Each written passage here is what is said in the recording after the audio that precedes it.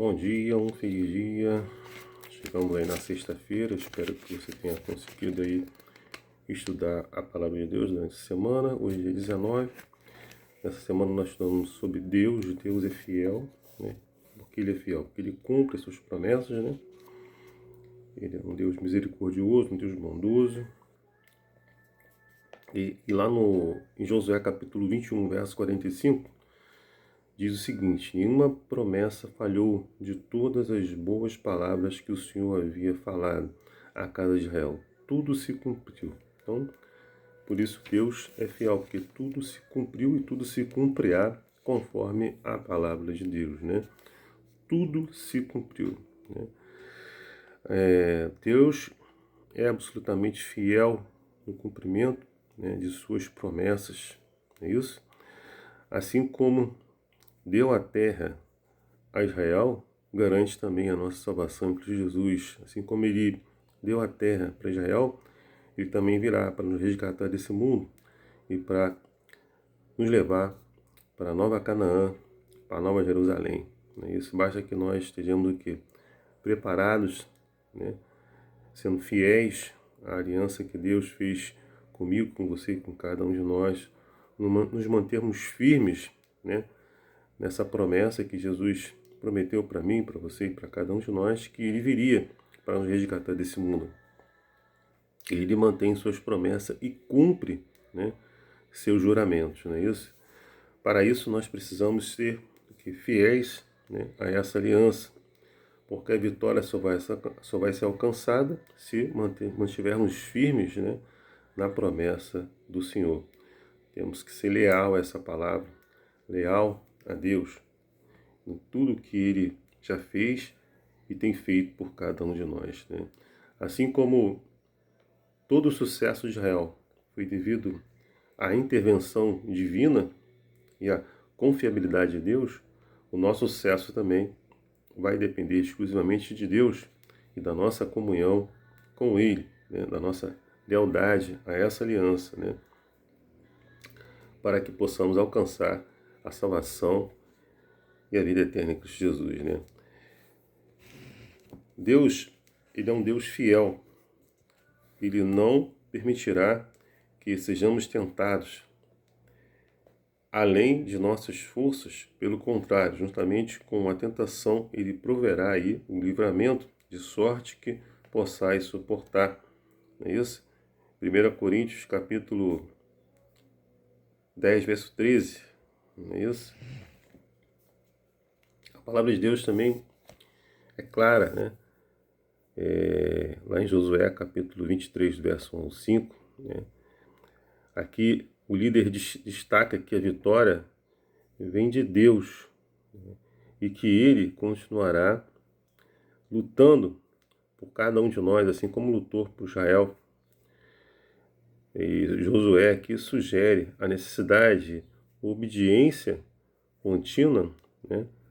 E o perigo de ser infiel à aliança. Uma vez que você é infiel à aliança, você quebra essa aliança, você está em perigo, né? Nós temos que continuar sendo obedientes à palavra de Deus, né? Aqui fala que não foi por meio, né, do poder militar que eles conquistaram a terra, mas pela intervenção divina, como nós já falamos. A vitória não era uma realidade consumada, imutável para Israel, mas uma possibilidade sempre presente pela confiança constante e fiel na ajuda disponível aí de Deus. Assim como Deus ajuda e ajudou Israel, Ele também vai ajudar cada um de nós, não é isso? Assim como Ele ajudou Israel a conquistar a Canaã, Ele também vai nos ajudar a conquistar a Nova Jerusalém, a Canaã celestial. Para isso nós devemos o quê? Ser fiéis e não quebrarmos essa aliança, ao quebrarmos essa aliança, nos tornamos infiéis à sua palavra e aí teremos as consequências disso e não herdaremos a vida eterna e a salvação em Cristo Jesus. Como as vitórias de Israel não podiam ser atribuídas à sua força ou estratégia, né, militar, a vitória, né, espiritual sobre o pecado e a tentação foi garantida por meio do sacrifício que Cristo fez por mim, por você e por cada um de nós, né? E como povo de Deus, precisamos constantemente, né, com suprimentos espirituais concedidos pelo Espírito Santo, né, continuar firme a viver uma vida triunfante através, né, da força que Deus nos dá a cada dia, faça que nós possamos buscar. Deus dá limites para mim, para você e para cada um de nós, né? Deus estabelece limites. Limites são importantes porque eles regulam aí a nossa segurança, né? Josué havia proibido as alianças com nações pagãs porque a contaminação espiritual destruiria Israel. Princípios que efetivamente separariam e quebrariam a aliança. Eles advertiu sobre o casamento, né, com mulheres cananeias. Deus adverte também o seu povo hoje para que não se coloquem, né, em julgo desigual, né? Procure uma pessoa que efetivamente tenha as mesmas práticas espirituais que você tem, né, para que você não se torne uma pessoa infiel, acabe se juntando com essa pessoa e acabe quebrando a aliança do nosso Deus. Então ele dá instruções, existe limite sim. A ira de Deus, Deus é amor, sim, é um Deus misericordioso, um Deus bondoso, né? Sua misericórdia dura para sempre, sim. Então porque o Senhor é bom e a sua misericórdia dura para sempre, né? Então por que Deus se ira? Ele se ira com o pecado. Ele quer que cada um de nós se salve, né? Nós vimos a história de Miriam, né? Ficou leprosa por 7 dias, né? Por quê? Estava falando contra o servo do Senhor, Moisés, não é isso? Nós vimos que Deus feriu o povo também. O povo murmurava o tempo todo, ficou com desejos das comidas lá dos egípcios, não é isso? Deus deu carne para eles, mas feriu o povo com uma praga grande, né? Então nós vimos que Deus é amor, sim, e a forma de nós evitarmos a ira de Deus é fazer a vontade dele e não a nossa vontade, não é isso? Nós vimos que nós temos que se apegar a Deus, né? Ele é a solução da nossa vida. Devemos em todos os anos falar, não sou eu mais que vivo, mas Cristo vive em mim, Galatas 2:20, não é isso? Devemos entender que como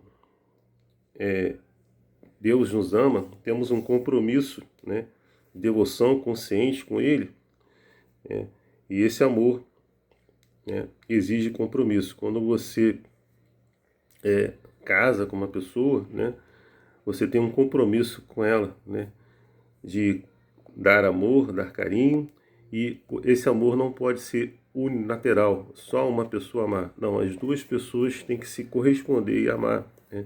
Deus te ama, mas esse amor deve ser correspondido, né, por você através da obediência à sua palavra de Deus e através de seguir a sua vontade, e não seguir a vontade de Deus, e não a sua vontade, não é isso? Satanás, ele quer enganar a cada um de nós, a mim, a você, não é isso? Para efetivamente dizer que Deus é amor e independente do pecado que você esteja cometendo, ele vai te desculpar, né? Ele alega, né, que embora as ameaças da palavra de Deus tenham algum propósito em seu governo moral, não se cumprirá literalmente. Deus tem mantido aí os princípios de justiça, revelando o pecado em seu verdadeiro caráter, demonstrando que seu resultado certo é a miséria e a morte. Nunca houve e nunca haverá perdão incondicional do pecado. Tal perdão mostraria o abandono dos princípios de justiça que constituem o próprio fundamento do governo de Deus e encheria de espanto o universo dos seres não caídos. Então Deus, ele vai punir, infelizmente, aqueles que foram desobedientes à palavra de Deus, né, na sua vinda, para ele resgatar ao povo fiel, aqueles que guardam seus mandamentos, seus estatutos, seus juízos, mantêm firme a fé e o testemunho de Jesus. Esses serão realmente arrebatados para o encontro com Jesus. Os demais, infelizmente, receberão, né, a morte eterna, não é isso? Então que você se prepare a cada dia busque a Deus, se apegue a Deus, né? Seja fiel a essa aliança, né, que Deus fez com você, comigo, cada um de nós. Lembrando que Ele deu o seu único filho para morrer, né, em seu lugar, no meu lugar, para que você tivesse a esperança de salvação e vida eterna em Cristo Jesus. Que Deus te dê hoje uma sexta-feira abençoada, uma preparação de sábado abençoado para você e para sua família. É meu desejo, minha oração. Amém.